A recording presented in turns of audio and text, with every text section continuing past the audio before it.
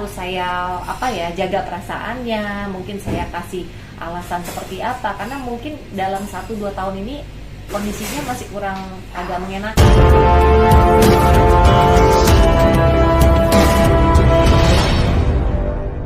Hari ini aku juga mau memberitahukan kabar bahagia. Ada kabar melegakan untuk saya di proses hukum saya yang sudah lama bergulir ya, sejak tahun 2021 ya Mas ya.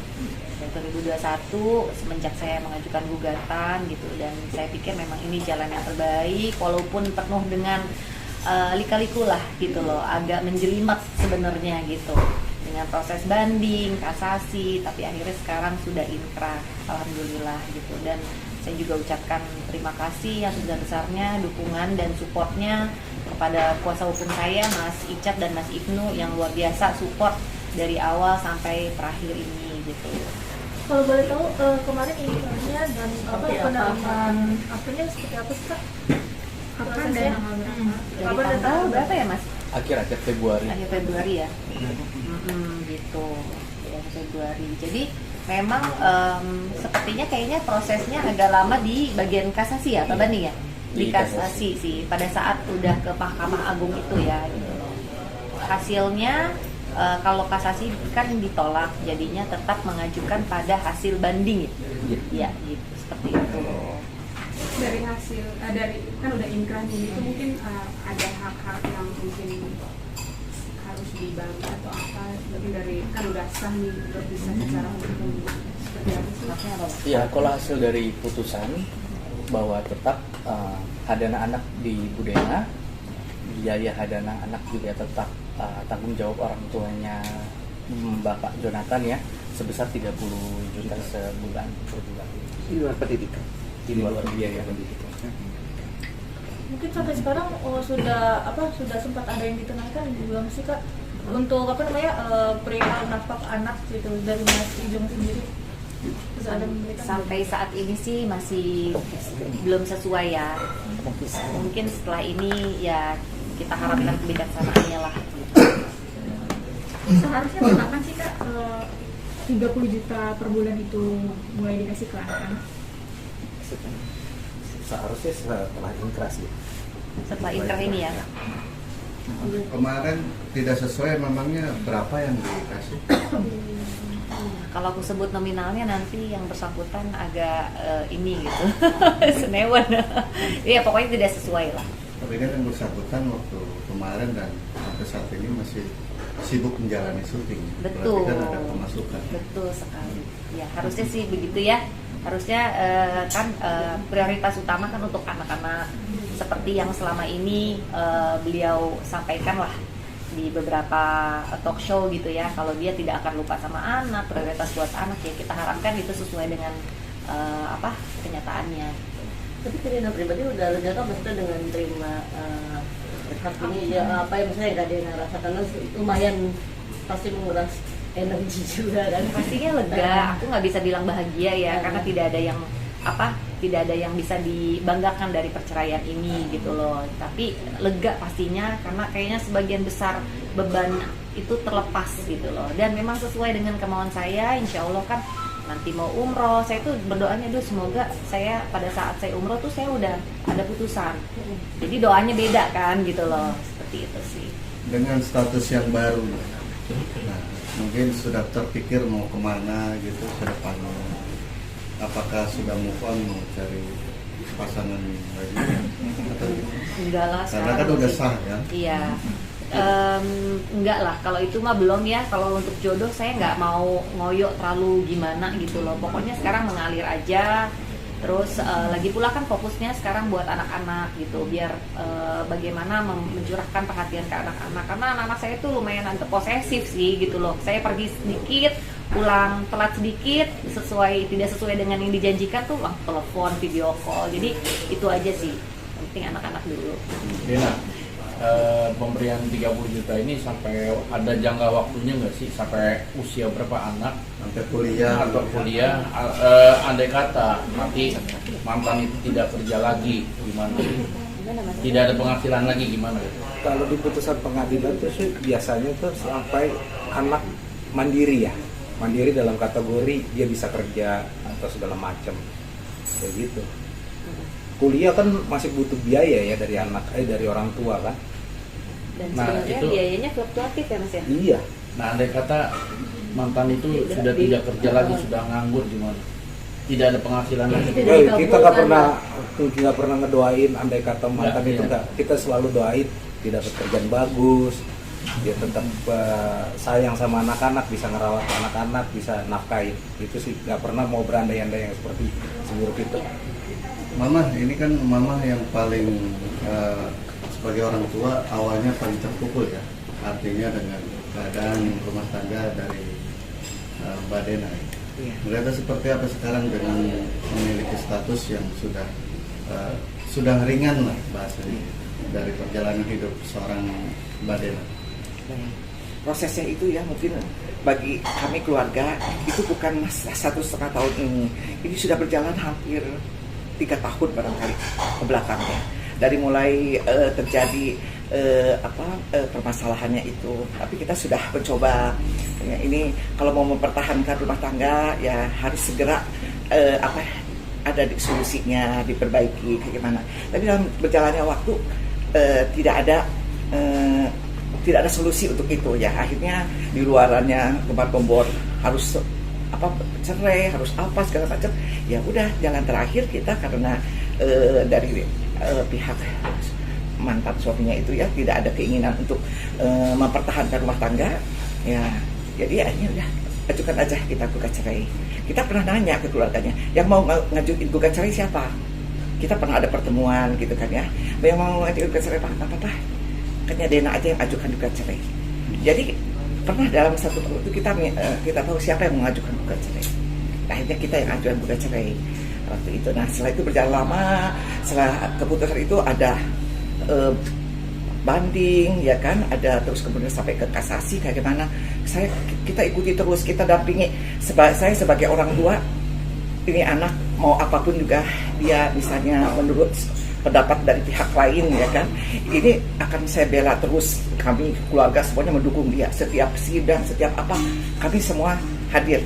Ditambah kebetulan ini mendapatkan tim kuasa hukum yang anak-anak muda ya kan, solid, kemudian jawabannya, cara mengajukan untuk bandingnya apanya itu sangat bagus sekali. Dan mereka selalu kalau dapat ini dibacakan dulu ke kita, dilihat dulu sama kita, solusi sama kita. Saya selalu berkonsultasi dengan kuasa hukum dan semuanya. Lihat ini sekali bagus, jadi kita mendapatkan ini. Nah kalau memang dia mau banding, itu kan haknya dia ya, terpaksa kita ikuti lah banding ke MA aja. Sampai akhirnya kita keputusan terakhir ini dapat sangat melegakan sekali. Semoga setelah ada turun ini kita stop lah permasalahannya Dena. Dena mintanya ditenangkan dulu, tidak ada lagi apapun juga di luaran, biar dia bisa mendapatkan nanti kehidupan yang tenang, supaya nanti menjadikan tetap wanita yang tenang dulu menjadi baik, supaya nanti kalau jodoh tuh bisa mendapatkan jodoh yang baik juga gitu, kalau dia bisa menjaga dirinya gitu kan, menjaga ininya. Nah kemudian kami yang selama ini fokusnya itu terutama ke anak-anak ya. Anak-anak itu sekarang dari masanya yang lagi kasihan itu, mereka sudah ngerti, udah tahu bagaimana ya. Jadi kita menjaga itu sekali. Kemudian anak-anak kan sekarang ada bersama saya di rumah gitu ya, ada gini. Jadi kita jaga banget mereka itu. Nah ke Dena jangan dulu ada perubahan apa-apa. Kalau misalnya ditanya udah move on gitu, sebetulnya sejak kita ajukan gugatan cerai pun juga kita sudah siap kan, sudah move on. Nah, bahwa dia itu harus dapat itu, saya tidak mengizinkan itu, malahan jagalah anak-anak dulu ya kan, sampai statusnya selesai beres gitu.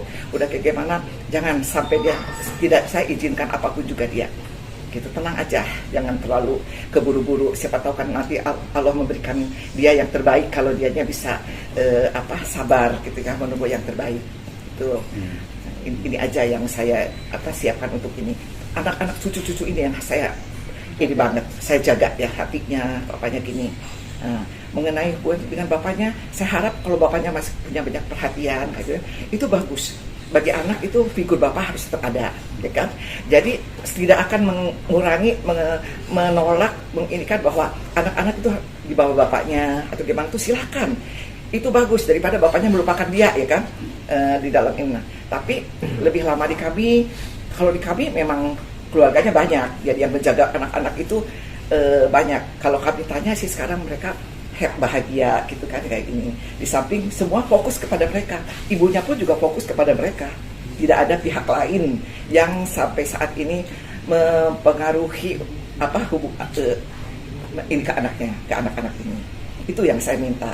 Kami sebagai seorang ini mas sebelum inkrah, sebelum apa-apa tidak ada yang namanya Dena itu boleh berhubungan atau berapa dengan orang lain. Bagi kepercayaan bagi orang Islam ya seperti itu. Jadi ya setelah inkrah ini kita pelan-pelan, jangan terlalu cepat-cepat keburu-buru gini. Kita tunggu aja takdir dari Allah yang terbaik. Mbak Dena mungkin setelah ini beres ada kepikiran untuk bekerja, melanjutkan karir seperti itu? Ya sekarang memang terus bekerja kok gitu loh. Ya, karena ya anak-anak kan kebutuhannya banyak ya gitu loh. Dan kebetulan anakku juga maunya banyak, makannya banyak gitu aja. Tiap minggu mesti belanja. Jadi pasti itu harus lah. Kak, tadi kan 30 itu emang udah kewajiban, tapi tadi yang seperti sekolah mungkin kedepannya akan bagaimana, akan dibagi dua dengan Kak Ijung atau seperti apa? Dalam sekolah anak. Ya justru ini lagi ada yang harus dibicarakan ya dengan dia gitu loh, karena ya soal sekolah aja agak alot ya gitu loh, maksudnya terlepas dari dari yang bersangkutan sudah bilang sudah bayar, tapi ternyata yang uang yang sudah diberikan itu hanya cukup untuk beberapa bulan saja SPP-nya. Nah itu sih saya masih meminta untuk kewajiban ya berarti ya, kewajiban papanya untuk bisa membantu saya. Tapi kayaknya dari pihak dia tuh kayaknya maunya itu jadi urusan saya gitu. Selain Mas Ijaz, selain berkewajiban menafkahi, dia masih sedikit punya hak ya Mbak untuk bertemu atau mungkin mengajak anak jalan gitu Mbak. Nggak ada halangan dari pihak keluarga Mbak ini? Enggak sih, nggak ada halangan ya dari pihak saya. Pokoknya saya sih memberikan akses seperti itu asalkan anak-anak itu dijemput oleh bapaknya, dijaga selama dalam pengasuhan itu ya sama bapaknya. Jadi jangan dijemput kemudian dititipin lagi, saya nggak mau gitu loh. Jadi harus pas bapaknya mungkin lagi break syuting atau apa gitu ya. Terkadang saya tahu lah anak-anak juga dibawa ke lokasi syuting, nungguin papanya syuting mungkin karena waktunya susah kan.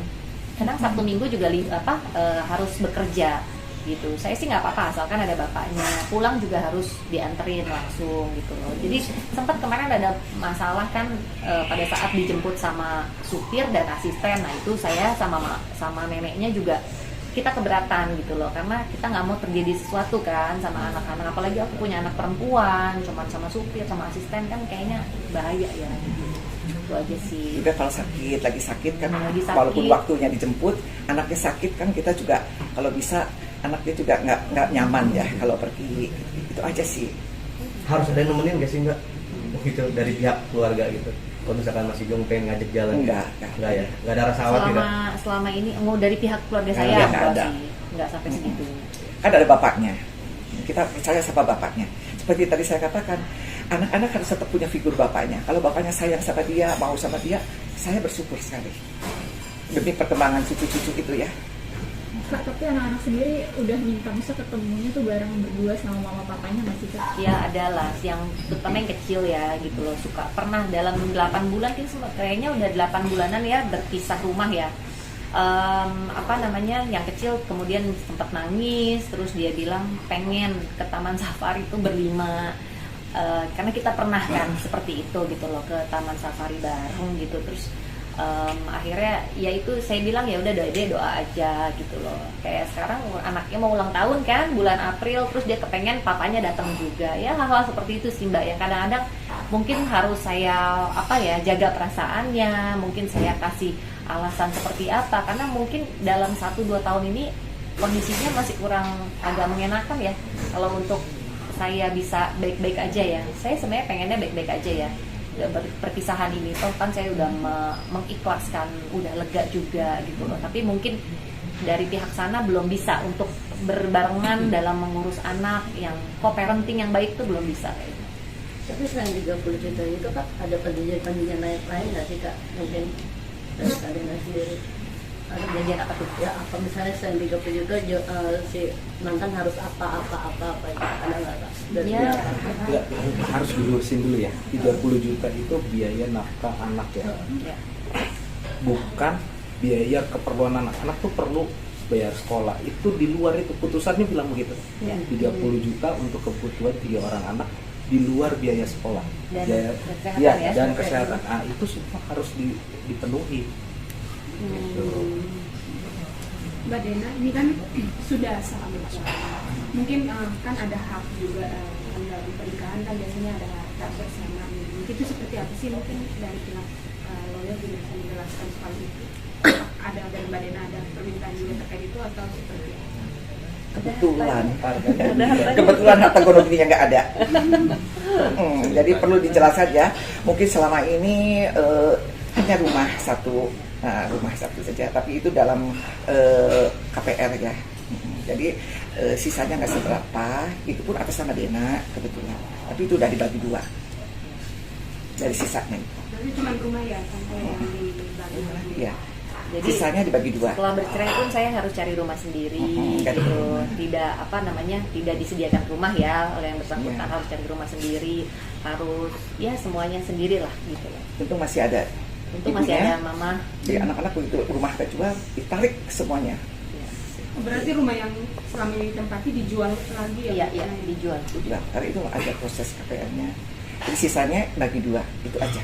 Jadi kita nggak ributin harta gonogini sih sebetulnya, karena nggak ada harta gonogini yang material ya. Berarti tadi perihal biaya sekolah dan yang lain mungkin akan bersama tim kuasa hukum akan membicarakan sama pihak Kak Injong atau seperti apa? Ya ini dia. Jadi saya juga udah komunikasi sama tim kuasa hukum saya dari pihak dia kan ada melaporkan ya ke LPAI gitu. Kemudian udah sempet lah dari bulan lalu saya bilang ya oke, saya akan datang tapi pada saat saya sudah beres urusan soal ini gitu kan. Kemudian juga diundang dalam minggu depan ini untuk proses mediasi bersama papanya gitu. Jadi saya bilang saya mau datang tapi saya mau dia juga ada gitu loh ya. Seperti itulah Mbak, membahas soal biaya anak, membahas juga mengenai akses ya gitu loh. Karena menurut dia saya kesulitan memberikan akses. Jadi saya bilang saya tidak pernah kan selama ini tiap bulan pasti selalu pergi sama papanya. Jadi di mana saya menutup akses tuh di mana? Sedangkan saya aja punya 3 nomor, tapi 3-3-nya itu akses WhatsApp-nya diblok. Jadi anak-anak juga agak kesulitan kan untuk hubungin papanya. Kita harus hubungin melalui tantenya, harus lewat sahabatnya, baru yang dia telepon ke saya gitu. Seperti itu sih gitu. Mbak, dengan status sekarang yang sudah berubah, sudah siap Mbak untuk membangun, mendidik anak sendiri Mbak? Jadi saya Sudah sejak ke awal. Ya mau nggak mau ya, Sudah tidak ada sejak pilihan awal. lain kan ya gitu loh. Jadi saya selalu bilang ke anak saya, mama nggak akan pernah ninggalin kalian gitu loh. Maksudnya saya tahu ini hal yang berat buat mereka. Kita sempet ya nangis berempat gitu malam-malam karena mungkin anaknya lagi kangen dengan kondisi kita berlima gitu loh. Nggak ngerti kenapa mama papa tuh mesti nggak baik-baik aja, bilangnya gitu ya, bukan berantem gitu. Ya saya bilang ya ini harus terjadi, tapi ya mama sama papa tidak akan pernah dalam satu rumah lagi. Tapi mungkin nanti kalau pergi berbarengan ya doa aja, mungkin itu akan terjadi. Nggak gampang sih buat saya sih, saya udah bisa melalui ya. Buat anaknya sih, yang terutama yang kecil. terakhir jalan-jalan sama anak kapan? Berlima atau Berlima. ya. Udah agak lama ya, tahun berarti 2021 lah. Ya sebelum gugatan cerai. Iya.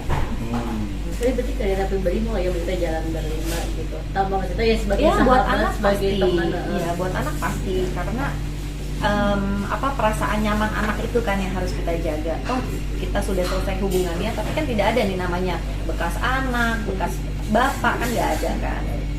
mungkin suatu saat setelah reda, sudah adaptasi semuanya, bisa begitu demi anak-anak. Mama, dengan adanya kasus Kak Dena ini mungkin jadinya seperti apa sih Ma karakter pasangan yang nantinya direstui oleh Mama dan keluarga untuk Kak Dena suatu saat nanti? Ya tentunya sekarang ini yang bukan yang terbaik ya, yang bisa menerima dia apa adanya, terutama ya kan, itu aja, dengan yang Seiman. yang tentunya yang seiman lah, karena perbedaan itu ternyata agak repot juga untuk anak-anak begitu, sedikit ya ada ini, jadi ya itu aja nantinya. Udah itu aja, harus detail loh katanya kalau doa. Mungkin jadi kayak artis lagi Pak atau gimana? Enggak lah ya. Ya kita bagaimana Allah nanti menentukan aja, kita nggak terlalu ini sekali ya menentukan ini, makanya sekarang harus menjaga dia, harus menjadi wanita yang baik supaya mendapatkan suami yang baik, itu aja. Apakah nanti Mama sendiri yang akan mencarikan? Khawatir Ya, menjaga dari sekarang, menjaga terus. Pasti agaknya itu lebih ketat sekarang Difilter. malahan. Dan dia juga karena dia mempunyai sekarang statusnya seperti single kayak begini, itu attitude-nya harus lebih dijaga, dia harus dijaga. Jadi dia agak repot, kayak lebih seperti waktu dulu gadis, lebih parah lagi nih Mama menjaga dia. lebih posesif. Lebih posesif karena menjaga image-nya itu harus dijaga banget gitu ya, jangan sampai ini. Karena itulah saya ingin dia dapat suami yang baik. Kalau dia tidak jadi wanita yang baik, tidak akan dapat suami yang baik. Gitu. Mama kan 24 jam bersama cucu ya. Ya. Artinya memberi pengertian sama mereka seperti apa? Kalau Kak Dena mungkin dari awal juga sudah Ya. ada pendekatan. Ya. Nah, dari Mama sendiri ke anak-anak, ke cucu gimana? Dulu setiap saat itu diberikan ini bahwa anak-anak itu sekarang mama sama papanya berpisah karena udah berbeda rumah. Tapi kalian tidak akan tetap papahnya adalah tetap sama, tetap papahnya, mamanya juga. Cuman yang beda, papahnya kamu itu udah nggak mencintai mama kamu lagi, ya kan? Jadi dia jadi terpaksa sudah mencintai yang lain. Jadi terpaksa dia harus berpisah anak-anaknya. Itu, benar kan? Mencintai yang lain. Jadi dia terpaksa meninggalkan mamahnya. Ya emang katanya jadi keluarga Frizi jadi hancur ya emang ya. Ya, tapi kalian harus tetap ini. Nah sekarang misalnya ada informasi, kita ajarin dia di dalam ini kan sekarang secara negara dia itu statusnya kan Islam semuanya. Tapi kalau bapaknya sekarang sudah misalnya ada diajak dia ke gereja, kita biarin. Saya bilang ke ini, nggak apa-apa. Kamu belajar asal dapat ilmu yang pelajaran baik, semuanya segala macam, silahkan ambil. Di rumah kita ajari sesuai dengan keyakinan kita. Tapi dia nanti akan menentukan, memilih siapa yang akan menjadi idol panutan dia. Kalau ibunya lebih baik, ya menjalankan ibadahnya baik segala macam, pasti anak-anak akan ikut ibunya. Begitu juga kalau bapaknya nanti bisa menjadi panutan, gimana? Mungkin bisa ikut bapaknya. Silahkan kalau sudah nanti menjelang dewasa. Gitu. Tapi anak-anaknya sangat sedih nggak? Nah, saya suka tanya, kamu bahagia nggak? Di sini bahagia, karena memang dia hangat gitu. Kita berikan sesuatu yang hangat sekali kepada cucu-cucu ini. Berarti kedepannya untuk kepercayaan dibebaskan ya Ma dan Kak? Ya, sekarang pokoknya kita mengajarkan budi pekerti yang baik. Secara negara memang masih tetap sesuai itu ya, dengan keyakinannya karena semua nanti kalau sudah besar sekali udah dia bisa menentukan sendiri, kata penyanyi nggak bisa apa-apa, silahkan siapa yang menjadi panutannya dia gitu. Kalau itu aja. Mama, ketika cucu sedang kondisi mengalihkannya seperti apa sih? Misalnya pengen ketemu atau ngebahas soal papahnya, ya. Mengalihkannya seperti apa? Untuk yang dua itu juga ada ya, masalah dia itu kepengen ketemu atau gimana. Yang kecil ada sedikit-sedikit yang kecil ini. Tapi kalau misalnya dia itu, kita bilang kalau bagian papa kamu harus ini. Saya semakin bersyukur papa kamu masih sayang sama kamu, masih kepengen ketemu, masih ngajak kamu berangkat. Itu bagus sekali gitu. Dan saya memang maunya anak-anak itu tidak kehilangan figur bapaknya, gitu kan. Jadi kita izinkan. Cuman ada kadang-kadang memang anaknya lagi sakit, lagi nggak mau. Nah itu kalau lagi kayak begitu dipaksa marah anak-anak ini. Tapi nanti bapaknya marah kalau anak-anaknya nggak mau ikut, kan ya. Jadi seperti ini harus kita nanti akan bicarakan dengan ini. Kalau anak-anak lagi nggak mau pergi, nggak mau apa, bagaimana? Nanti kalau kita paksa-paksa, dia sepertinya merasa tidak nyaman ya, tidak nyaman, dia merasa ini. Memang saya merasakan lah sedikit ada kepada cucu-cucu ini mesti lebih ekstra lagi perhatian, karena perpisahan itu pasti dampaknya luar biasa pada anak-anak. Mbak Dena, ini kan sudah menjadi single mom ya. Mungkin apa sih yang membuat Kak Dena sebagai support system untuk diri sendiri seperti apa sih Kak? Ya pastinya buat aku ya pasti ada kehadiran mamah ya gitu loh. Ya syukur alhamdulillah karena aku masih punya orang tua kan gitu loh. Jadi yang support aku, nggak kebayang Mbak kalau aku nggak ada mamah bagaimana gitu kan. Pada saat kemarin rumah dijual terus kemana nih gitu kan, bawa anak 3, aduh ya ampun, itu dia sih, makanya kita mesti itulah gitu loh. Terus selain mama ya pastinya juga karena keluarga kan, keluarga besar, sepupu-sepupu tuh semuanya tuh setia nungguin, nemenin ke persidangan, itulah buat saya sih support itu ya. Teman-teman juga, jadi saya tuh orangnya kebetulan suka cerita gitu loh. Jadi saya suka cerita, saya suka tukar pikiran. Jadi saya bukan tipe yang kayak diem terus pusing sendiri, enggak, saya sharing aja gitu loh. Terus makanya kenapa juga sama tim lawyer juga selalu komunikasi gitu loh, selalu ini gitu sih, support sistemnya sih itu ya.